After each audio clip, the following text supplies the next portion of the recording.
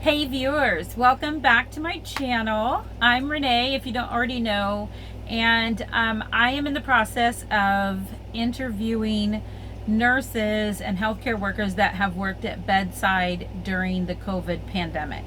So it's going to be a series that isn't all this channel will entail, but for now that is how I'm going to facilitate this utilize this platform. With that said, today this video is kind of just me interviewing myself.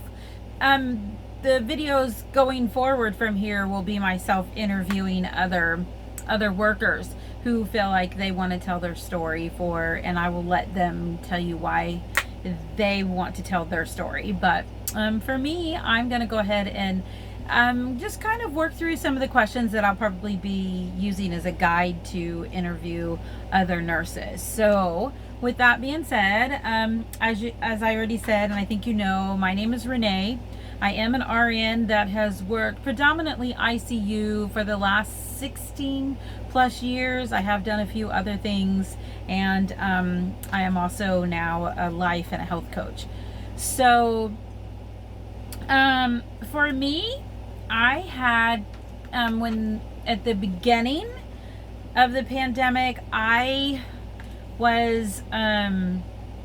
taken an assignment in the Southwest, and I was super excited about that. It was January 2020, and I had went to a part of the Southwest where I had reconnected with some family that I was really looking forward to growing those relationships and getting to re-know, is that a word? Anyway, just rekindle those relationships with some family that for different circumstances I just had not been able to for the last several years. So I was excited about that.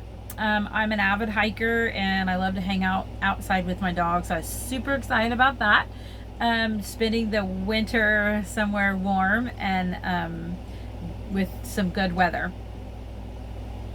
I was also my assignment was in a neuro ICU, and it was a teaching hospital, and so all those things I was just kind of up for. Hadn't worked in a teaching hospital for a while, and there's always just so much to learn, and so I was kind of hungry for that. So I took that assignment.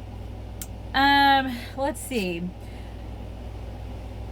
The reason I wanted to do the interview, I kind of already discussed in the previous video, but the short answer, I guess, is for myself, because storytelling is healing, and for other healthcare workers who are struggling, because to know somebody is going through some of the things that you are going through is healing also, and also to hopefully people that have lost a loved one to COVID will at least maybe and hopefully get some comfort out of knowing that while you weren't with them,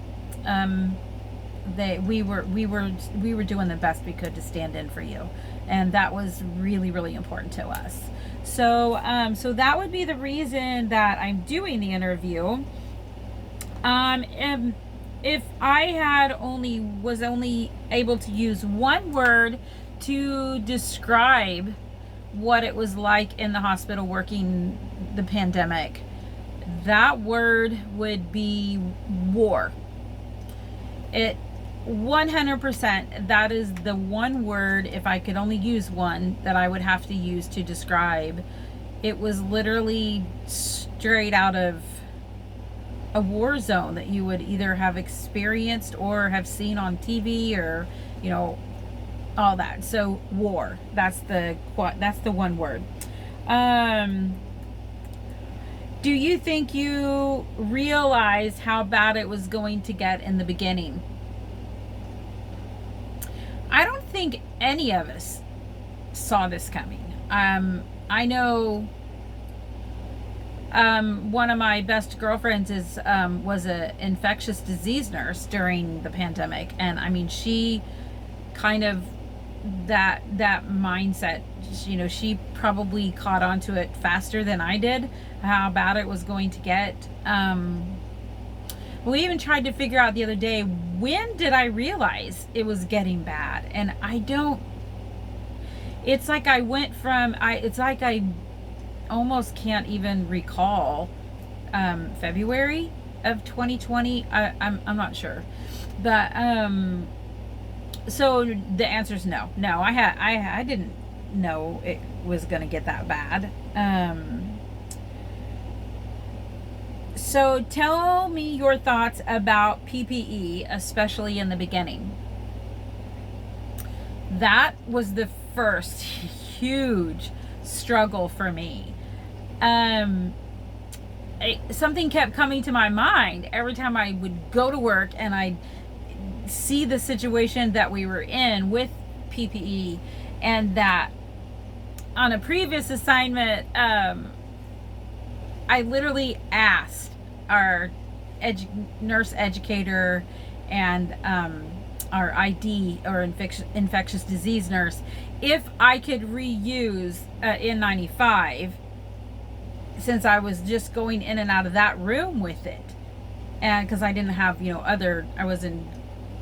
didn't need to wear it in other patients' rooms, and they were unequivocally, the answer was absolutely not. That was not safe. That was not a good practice at all. So it was very much frowned upon, and for some reason I just struggled so much with the fact that we were being told that we could not, at my facility at that time, that particular facility, we had got to where we were issued one N95 mask, and that mask was to be worn until it disintegrated or the band snapped, and you had to take that no longer usable N95 mask and take it to a location to where you would show them that, and then you would get issued another one. And I don't fault the hospitals at all. I feel 100% that they were just doing what they could do. They were, you know, doing the best they could with what they had to work with. And but for me personally, it was a very significant struggle. I felt almost unimportant. I felt unsafe. I felt very afraid. I don't have any underlying diagnoses other than I'm overweight. But I mean, I don't have diabetes, heart disease, asthma, anything like that. But I wasn't, you know, I was 55, 56 years old working the pandemic, and yeah, I was scared. That's how I felt about PPE. And as the pandemic went and kept going, it was like so many other things. You just resolved your what would I say? You resigned yourself to the fact that that's just the way it was. There wasn't, but at the probably March, April, maybe even May of 2020, it was brutal. The whole PPE created significant anxiety, significant emotion, massive amounts of fear. We were needing to be protected, and so that we could do our job the best we could, and it wasn't there. It was well, I shouldn't say it wasn't there. It was at a minimum. It was definitely at a minimum. So okay, so how did you handle coming home to family? Well, unfortunately, the relationships I was wanting to grow and foster and nurture with my cousins and my aunt and uncle. It was almost non-existent because it just wasn't safe. I couldn't bring myself to, and don't get me wrong, I'm not asking for like extra empathy or sympathy for this, because I know the whole world was experiencing this same thing. But me personally, I couldn't justify doing anything. So I just got to where I went to work, I came home, and I stayed home. I live by myself. Actually, I'm not sure you can tell, I actually live in a converted bus. That's what I travel in. And so I went to work and I came home, and I went to work and I came home, and I interacted with nobody, no family, no friends. That was pretty much it. I think one night I had my cousins out for, we watched a movie on the outside of my bus, so we were outside, but that was basically the extent for months and months and months and months and months. That's all I did. I just went to work and I came home, and I went to work and I came home. So for me personally, I didn't have to stay anywhere. I didn't have to leave small children. I definitely did not see my grandbabies, and oh my goodness, and the fear that I might get sick and never see them again, just that was added a significant amount of emotion and stress to what was already just a horrifying situation. So let's see how what to handle differences. How did you handle differences of opinions with your friends and family?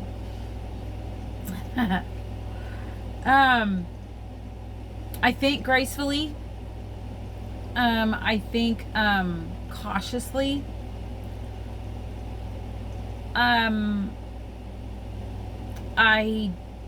There was definitely differences of opinions. There was differences in what I thought was safe practice, and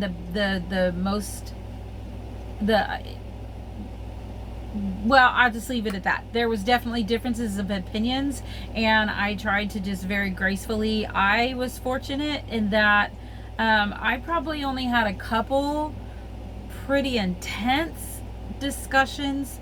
That one was with a cousin, and when he saw how emotional and difficult of a time I was having, he just respectfully and gracefully also, we just kind of let it alone. And then I had one other family member that there was pretty significant differences on what should be done and shouldn't done, and I think we walked that gracefully. I think it wasn't a big fight. It wasn't, still one of the closest persons in my life, and it's all okay. I do know that there was lots of discussions in the break rooms and at work that other nurses and respiratory therapists and techs were struggling with that, with that, how to maneuver through that, because a lot of times it was just like you'd leave the war zone and go into a minefield when you would leave the hospital. So it was a lot. How were you coping with all the fighting swirling around outside of the hospital? Excuse me. Again, there were times that it was all I was emotionally able to do is just go home, walk the dogs, spend some time with the dogs, and go to bed, and just get up and do it again. I couldn't even. I would hear stuff and I would read stuff and I would see things, and I was so overwhelmed with what was literally happening in the hospital. I really didn't have a lot of time to dive into all the ugliness that was taking place outside of the hospital. And all I could think, I mean, I couldn't even, usually something comes up, a discussion is, I've come across a discussion and I do my research, I educate myself, I follow my own education that I already have, you know, I very informed decisions and opinions. In the thick of the whole COVID pandemic and working in the COVID unit, I didn't have anything left I didn't have any time left. I didn't have any brain power. I didn't have any emotion left to indulge in any of that. But I will say it was heartbreaking to see the conflict and not have the answers. And well, one, there was, you know, I'll just specifically the wear a mask, don't wear a mask debate. And while I was hearing what people were saying and why they felt like they should not have to wear a mask, I was personally watching the families go through what they were going through. I was on a daily watching people die over and over and over again. So for me, it was huge. The mask just made sense to me, and for people to fight it and not, because anyway, so it was tough. It was super tough. How has the pandemic affected your relationships? So I don't have a spouse, and so as far as how it affected my relationships, dating was pretty much, it's off the table. It was off the table. Meeting new people and socializing just like everybody else, it just wasn't an option. So it just wouldn't have been fair for me to do that. I was literally face to face with the virus for months and months and months and months. Well over a year. So it was, relationships like that on a personal and private level became non-existent. Relationships with other nurses, they're cemented. Not even cemented. They're just non-breakable at this point. They solidified those beyond belief. Family, honestly, besides a select few, they don't have any idea what I went through, really. There were some moments that I was emotional enough that it just kind of boiled over, and they knew that there was some struggle. But honestly, and I don't know as though I could truly make somebody understand, but it did not ruin any of my personal relationships that were already existent. My family and I are still very close, and I'm very, very thankful for that. How did working, why did you not just walk away?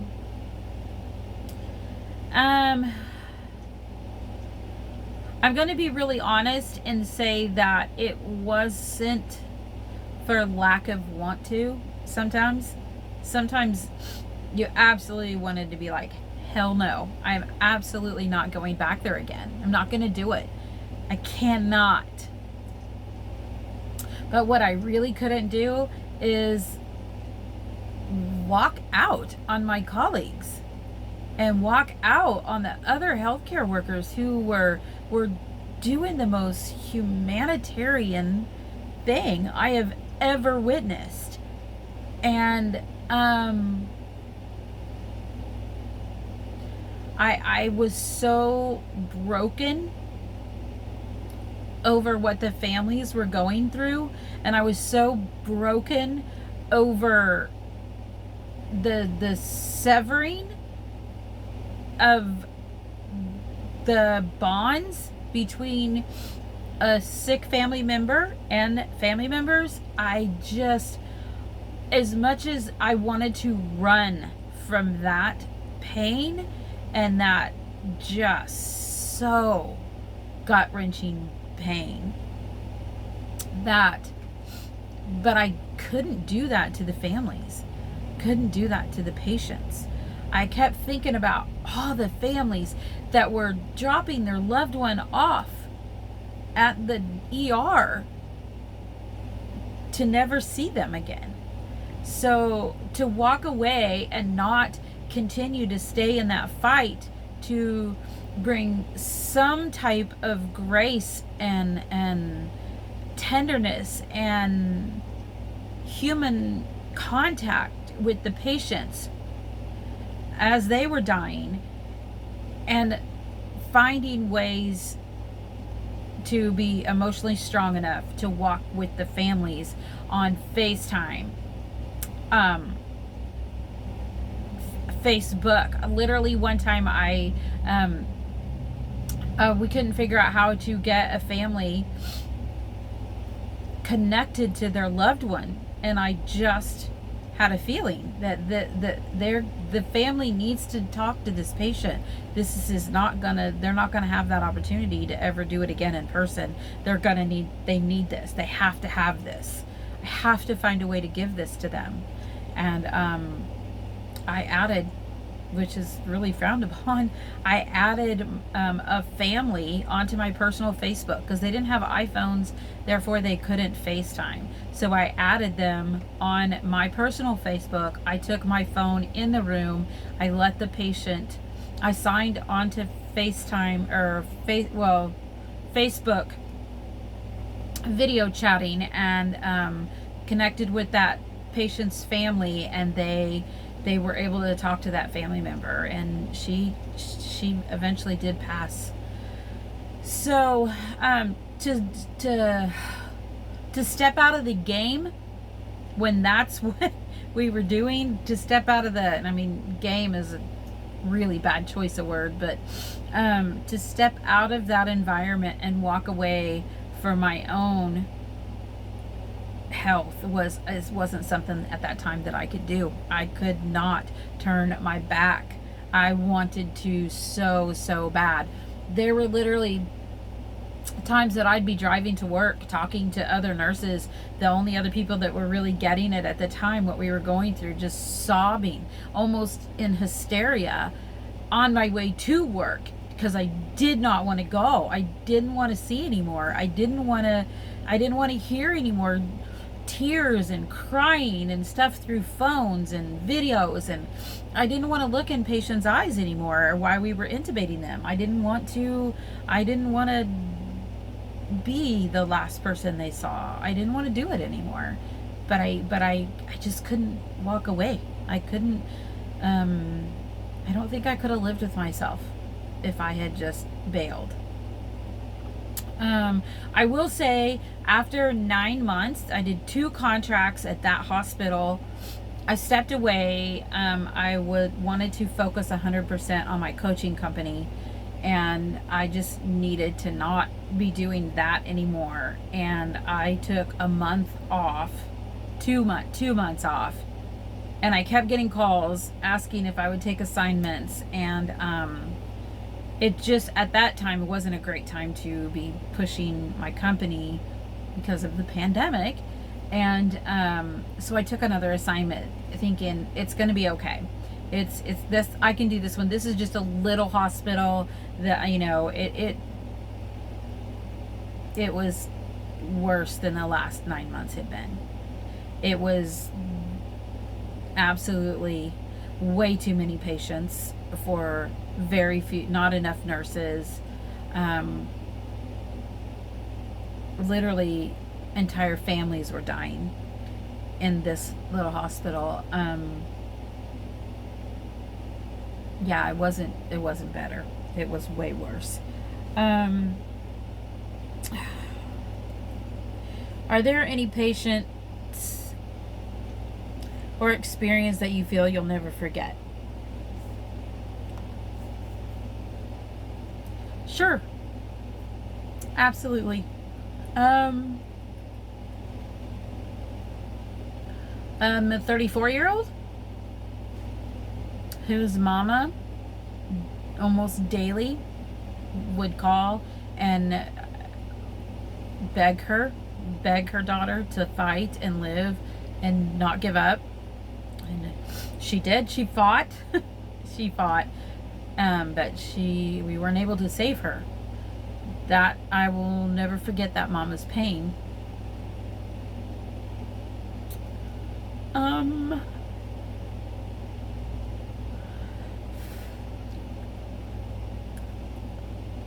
A family, a patient that actually one of the first patients when I realized everything they were saying out in the news and the CDC and, you know, all these recommendations, and I don't carry any blame or fault to anybody. I don't know what the right answers were. I don't know who was right, who was wrong in a lot of things.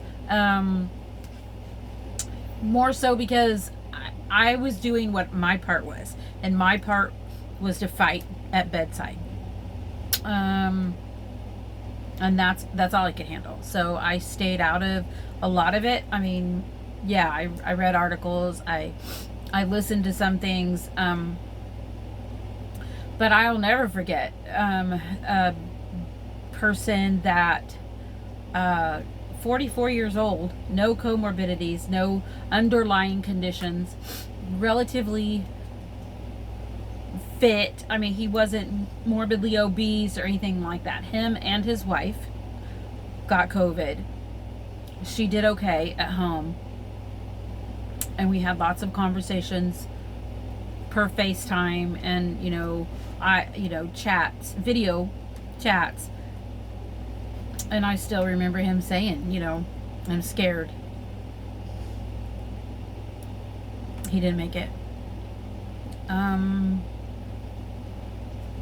I remember in the stories, or this one particular story, that she was ornery. She was very cantankerous. And I was just fine with it because I was just so glad she had that much fight in her. And she was a little pistol. And I actually, to have a patient that was awake and interacting and being difficult at that point felt good, because so many of my other patients, were ventilated and dying or just died. And so I actually really enjoyed that day, a couple of days with her. And then so a week or two goes by, probably a couple of weeks go by, and I come to work and I take report, and I take care of this patient all day long. And then the next day we're going to let this patient go. How in the world did families decide who gets to go say goodbye? How do they come up with that? I don't know. And that was one of the things that was so unbelievably difficult for me also, is what if I had gotten sick?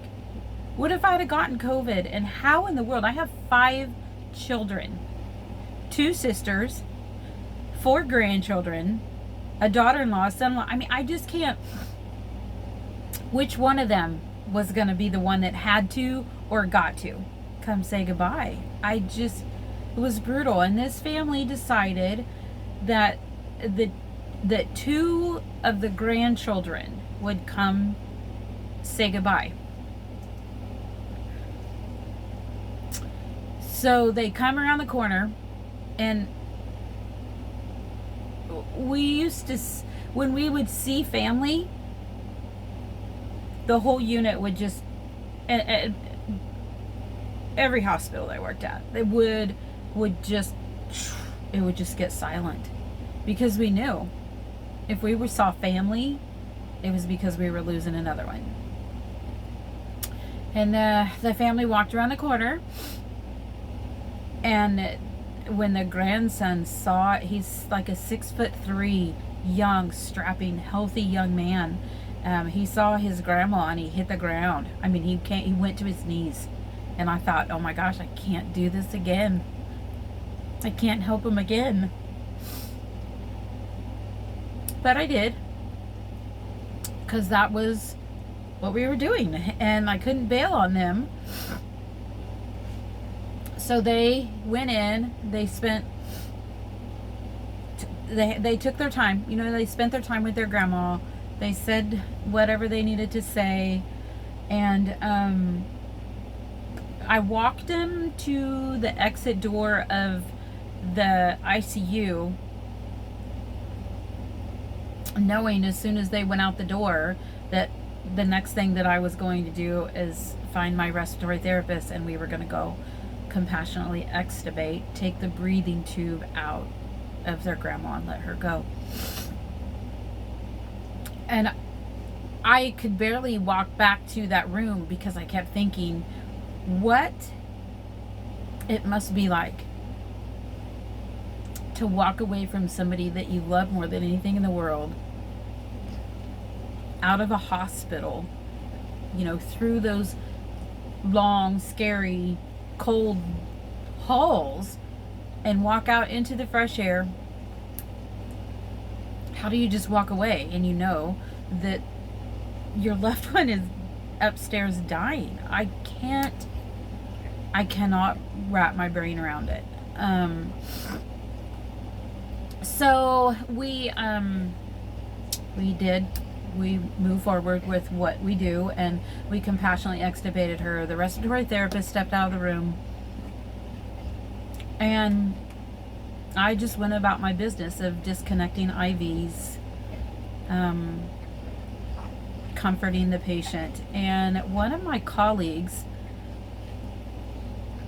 looked into the room, because we've done what we've done long enough that she could tell by things she was seeing on my monitor that, you know, the patient's heart rate was getting really low, her saturations were getting low, her vital signs were going down. And so my colleague knew what was happening, and without missing a beat, she just put her garb on. Is what I call it. You know, we had to put the gowns on, we had to put a N95 on, then we had to put a mask over that, and then we had to put some protective eyewear on. We always had our hair covered. She puts her garb on, and she comes in and starts just stepping in and helping disconnect IVs. We had her on several medications, throwing stuff that needed to be thrown away, and she started singing.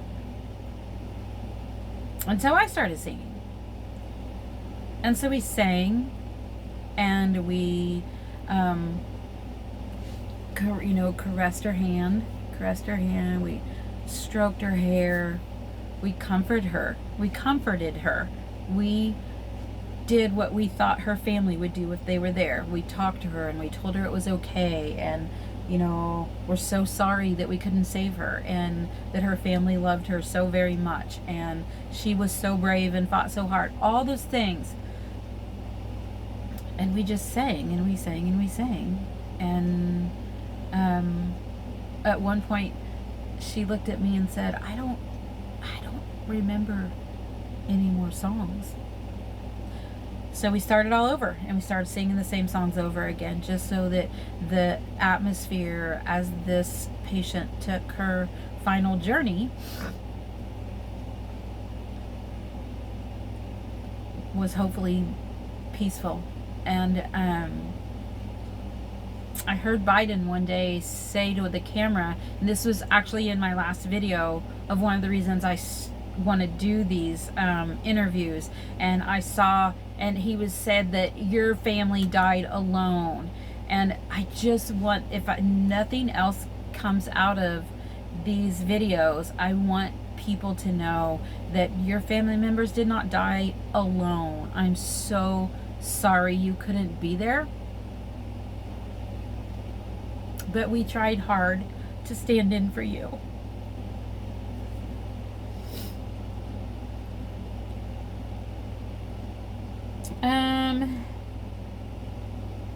Are you still working in the same role? No, I'm actually not, and I'll tell you about that in a minute. What are you most proud of from your pandemic experience at work? My colleagues. I am so proud of how the nurses and the respiratory therapists and the techs, day after day, so many patients, such hard work. We ran and we ran and we ran. Medicines ran out, equipment ran out, things that we needed. I mean, there was just, I hope some of the other interviews that I do can articulate better what it was truly like in there. But that's what I'm most proud of. I'm most proud of the nurses and the respiratory therapists and the nurse techs for being in there and doing what we did, handling those patients, loving those patients. We fought hard for them.